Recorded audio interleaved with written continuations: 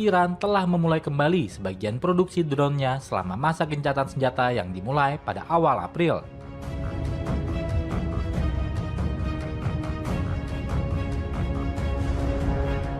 Hal itu dikatakan menurut dua sumber yang mengetahui penilaian intelijen Amerika Serikat, seperti laporan CNN Kamis 21 Mei 2026.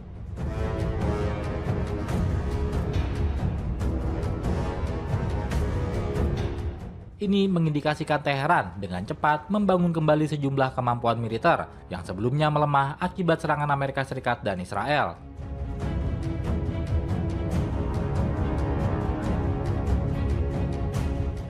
Empat sumber yang mengetahui hal itu mengatakan intelijen Amerika Serikat menunjukkan militer Iran sedang membangun kembali kekuatan mereka lebih cepat daripada yang diperkirakan.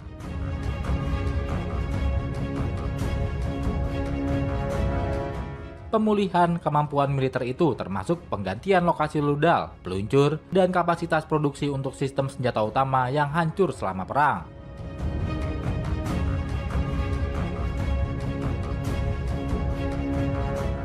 Iran masih menjadi ancaman signifikan bagi sekutu regional jika Presiden Amerika Serikat Donald Trump memulai kembali kampanye pengeboman menurut empat sumber tersebut.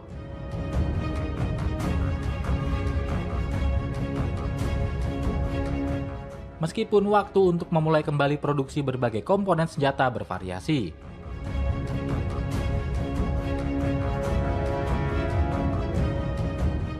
Beberapa perkiraan intelijen Amerika Serikat menunjukkan Iran dapat sepenuhnya membangun kembali kemampuan drone-nya dalam waktu 6 bulan.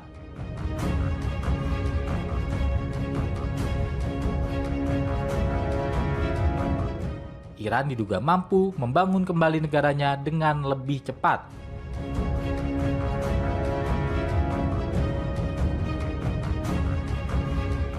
Karena kombinasi beberapa faktor, mulai dari dukungan yang diterimanya dari Rusia dan Cina hingga fakta bahwa Amerika Serikat dan Israel tidak menimbulkan kerusakan sebanyak yang parah.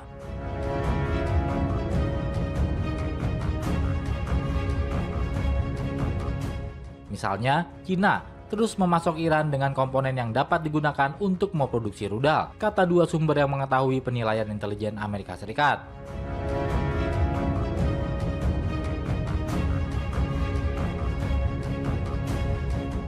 Perdana Menteri Israel Benjamin Netanyahu mengatakan kepada CBS pekan lalu bahwa Cina memberikan Iran komponen untuk pembuatan rudal.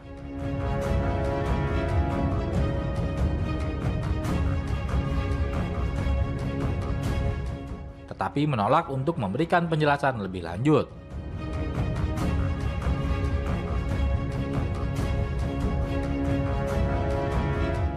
Namun juru bicara Kementerian Luar Negeri Cina, Guo Jiakun, membantah tuduhan tersebut dalam konferensi pers, menyebutnya tidak berdasarkan fakta.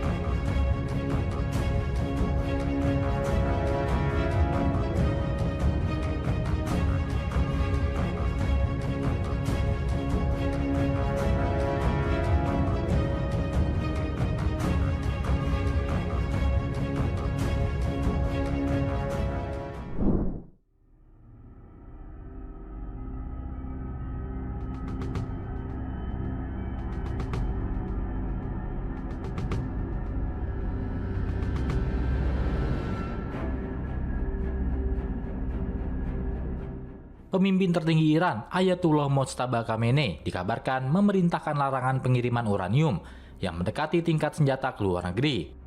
Sikap keras Teheran ini langsung membentur salah satu tuntutan utama Amerika Serikat dalam meja perundingan perdamaian.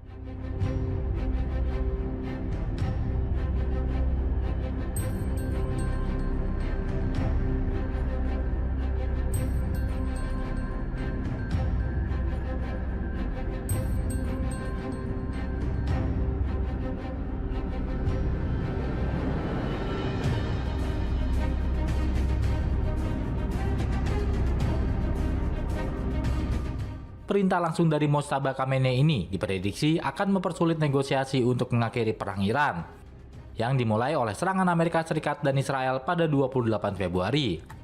Presiden Amerika Serikat Donald Trump sendiri berkukuh agar uranium Iran harus dikeluarkan dari negara tersebut sebagai klausul wajib dalam kesepakatan damai. Namun pihak Iran memiliki pertimbangan keamanan yang berbeda, sebagaimana dilansir Reuters Kamis 21 Mei 2026.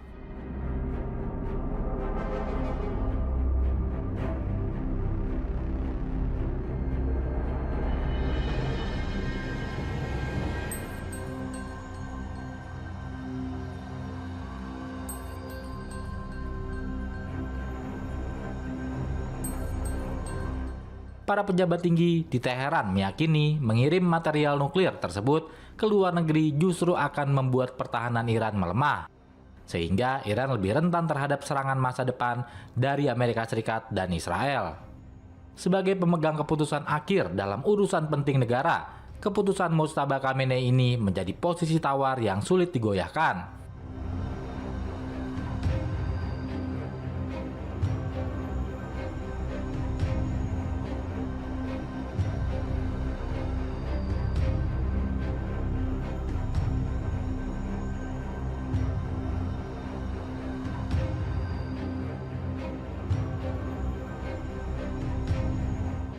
Hingga saat ini Gedung Putih dan Kementerian Luar Negeri Iran belum memberikan tanggapan resmi mengenai situasi tersebut. Perang Iran saat ini memang sedang berada dalam fase gencatan senjata yang rapuh. Perang tersebut sempat meluas ketika Teheran membalas serangan, disusul pecahnya pertempuran antara Israel dan kelompok Hizbullah yang didukung Iran di Lebanon. Upaya damai yang dimediasi oleh Pakistan sejauh ini belum menemui titik terang yang besar.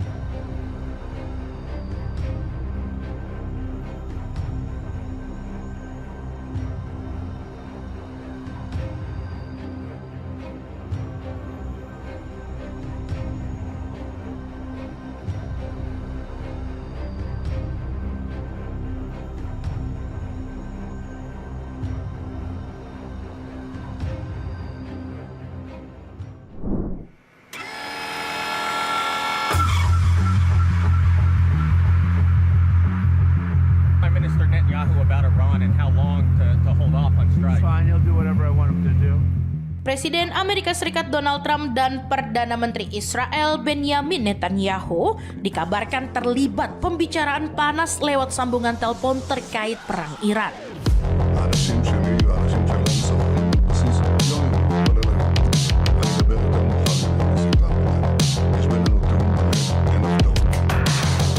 Media Israel Channel 12 melaporkan percakapan keduanya berlangsung panjang dan penuh ketegangan di tengah situasi konflik yang belum menemukan jalan keluar.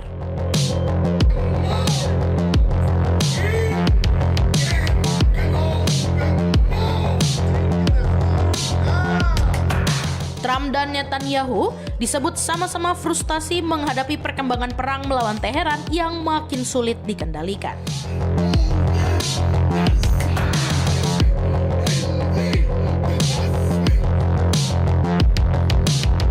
Meski belum ada penjelasan resmi dari Gedung Putih maupun kantor Netanyahu, laporan itu menyebut keduanya berbeda pandangan soal langkah berikutnya terhadap Iran.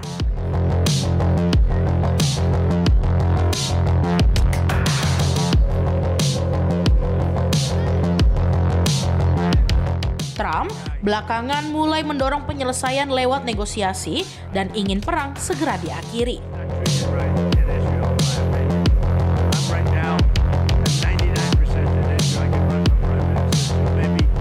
Sebaliknya, Netanyahu disebut masih ingin mempertahankan tekanan militer terhadap Iran dan belum siap menghentikan operasi.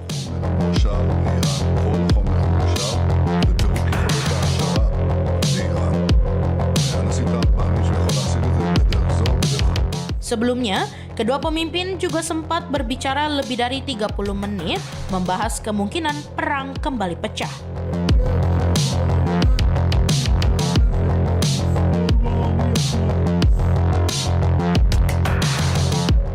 Lama setelah itu, Trump memperingatkan Iran bahwa waktu untuk mencapai kesepakatan dengan Amerika Serikat semakin menipis.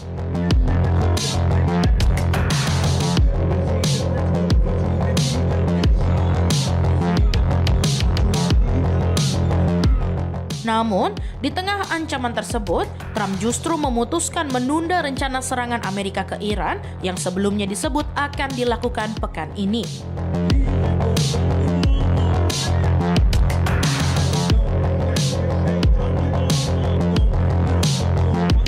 Trump mengklaim keputusan itu diambil setelah adanya permintaan dari Arab Saudi, Qatar, dan Uni Emirat Arab.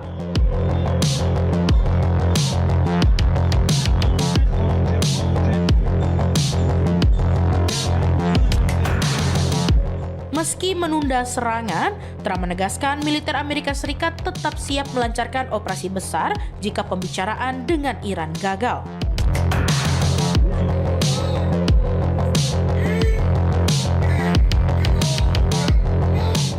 Situasi ini memperlihatkan mulai munculnya perbedaan sikap antara Washington dan Tel Aviv dalam menghadapi Teheran.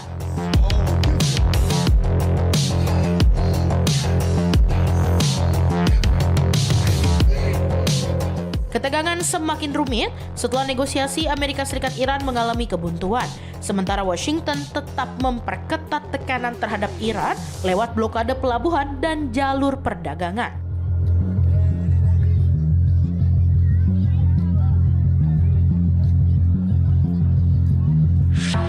Sebagai balasan, Iran menutup Selat Hormuz dan mewajibkan kapal asing berkoordinasi dengan Teheran sebelum melintas.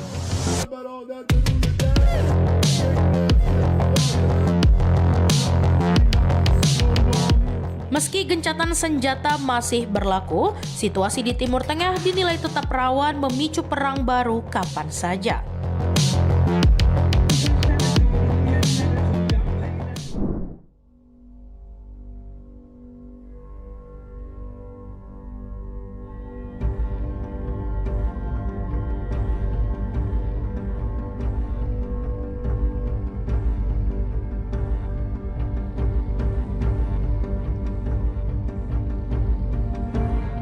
Iran semakin gencar menampilkan senjata di ruang publik di tengah ancaman Presiden Amerika Serikat Donald Trump.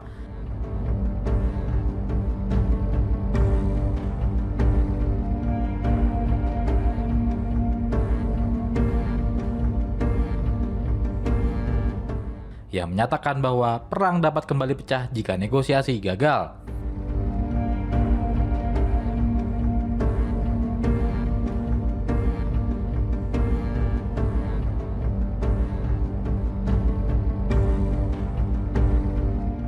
Anggota Garda Revolusi Iran kini rutin memperlihatkan kepada warga Teheran cara menggunakan senapan serbu bergaya Kalashnikov.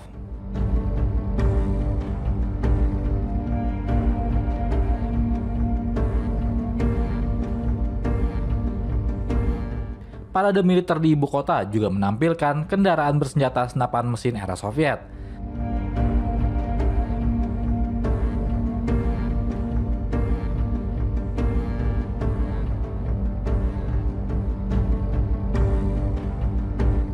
Sementara sebuah rudal balistik bahkan dipajang di atas panggung dalam acara pernikahan massal.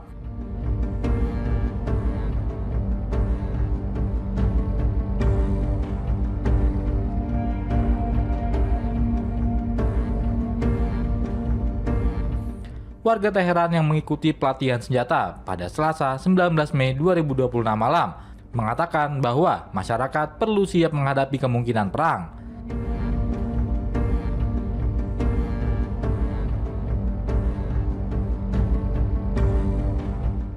Selama berbulan-bulan, televisi pemerintah dan pesan singkat bersponsor pemerintah terus menyerukan masyarakat.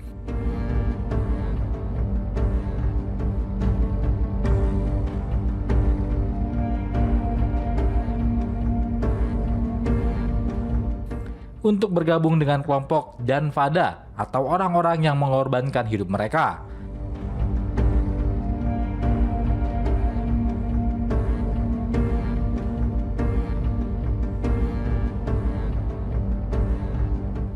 Kelompok Garis Keras bahkan sempat mendorong keluarga yang memiliki anak laki-laki berusia 12 tahun untuk mengirim mereka membantu Garda Revolusi menjaga pos pemeriksaan.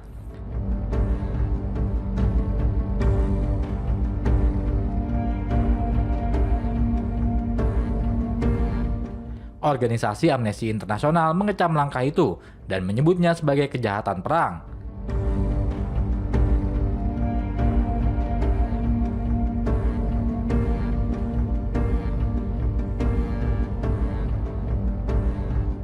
Dalam pelatihan yang digelar di Teheran, peserta pria dan perempuan dipisahkan di dalam kelas berbeda.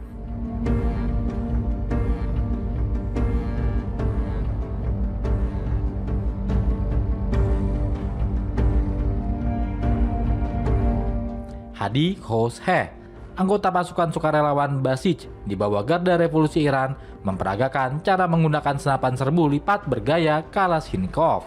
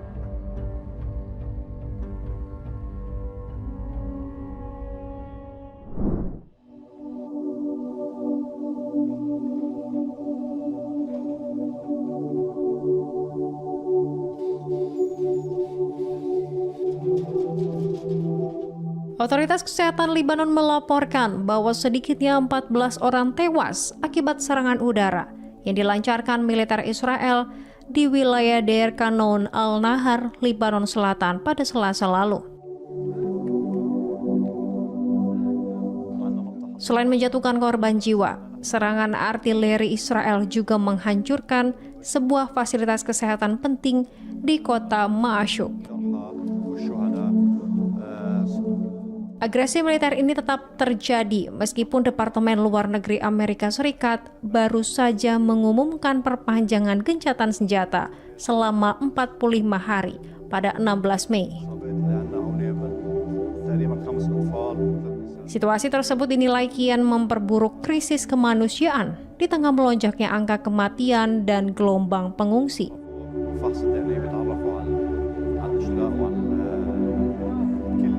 Di Deir Kanoun Al-Nahar, petugas paramedis dari Organisasi Kesehatan Islam Ali Al-Ab menjelaskan bahwa proses evakuasi dan pencarian korban hilang di reruntuhan bangunan masih terus berjalan.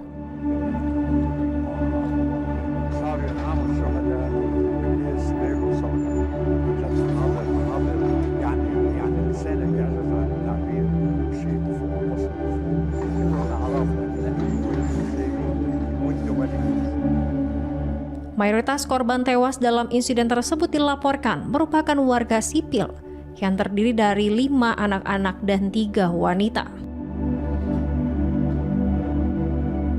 Banyak kondisi jenazah yang tidak utuh membuat pihak keluarga harus melakukan identifikasi melalui uji DNA.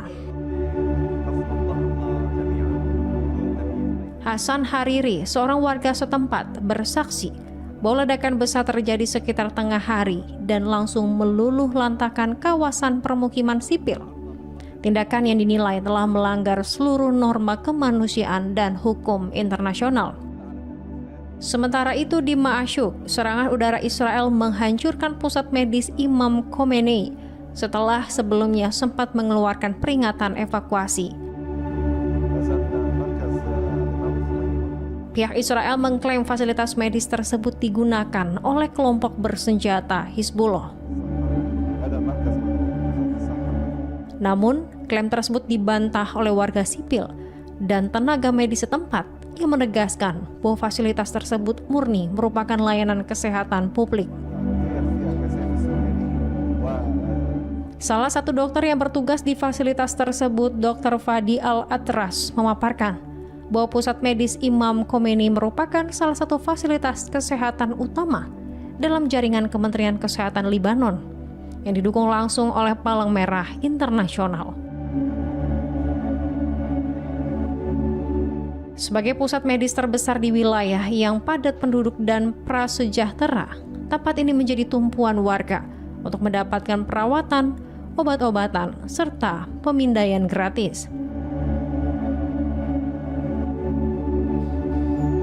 Warga lokal seperti Hussein Badran menyatakan hancurnya pusat medis ini menjadi pukulan telak bagi komunitas mereka yang kini kesulitan mengakses layanan kesehatan terjangkau.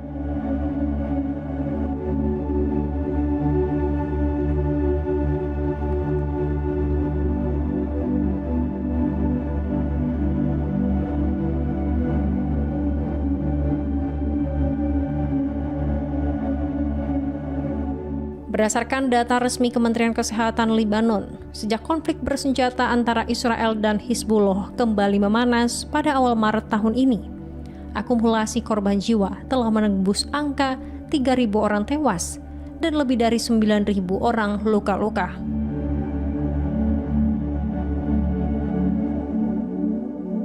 Selain itu, lebih dari 1 juta warga terpaksa mengungsi dan puluhan ribu rumah di seluruh penjuru negeri dilaporkan hancur total.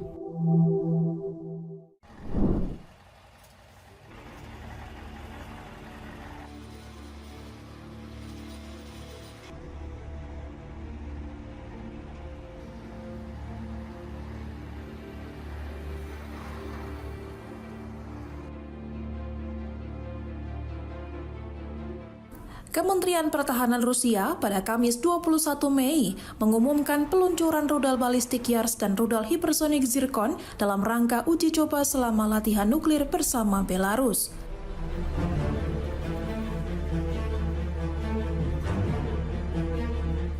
Latihan tersebut menjadi bagian dari simulasi kekuatan nuklir yang melibatkan berbagai sistem persenjataan strategis Rusia.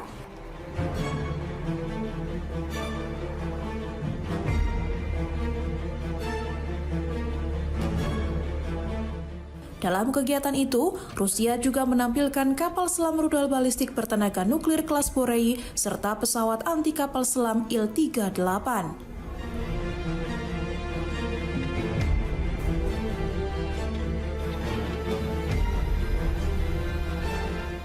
Selain itu, jet tempur MiG-31 yang dipersenjatai rudal hipersonik Kinzhal dan sistem rudal antar benua RS-24 Yars turut dikerahkan.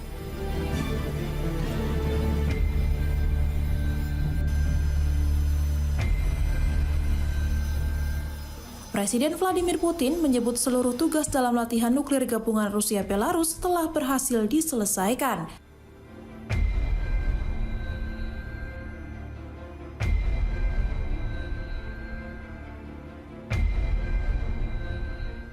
Ia turut memantau langsung jalannya latihan bersama Presiden Belarus Alexander Lukashenko.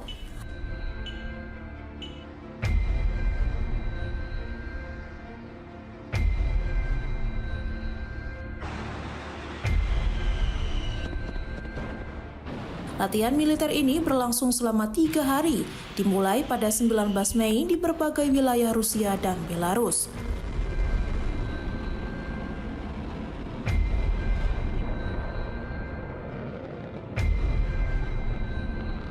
Sejumlah cabang militer dilibatkan, termasuk pasukan rudal strategis, armada utara dan Pasifik, serta penerbangan jarak jauh.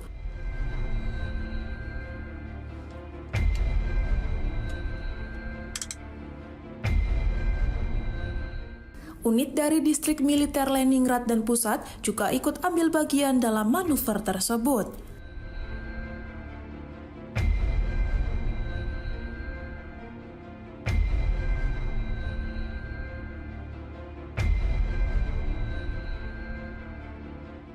Latihan ini menjadi salah satu yang terbesar dalam beberapa tahun terakhir dengan keterlibatan sekitar 64.000 personil untuk menguji kesiapan penggunaan kekuatan nuklir jika terjadi agresi.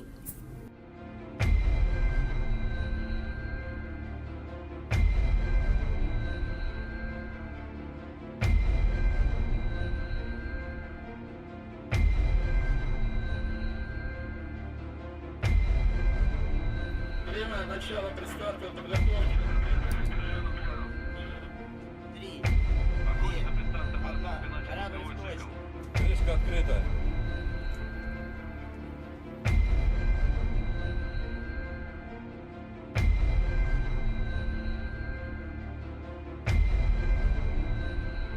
Учебная тревога. Ракетная атака.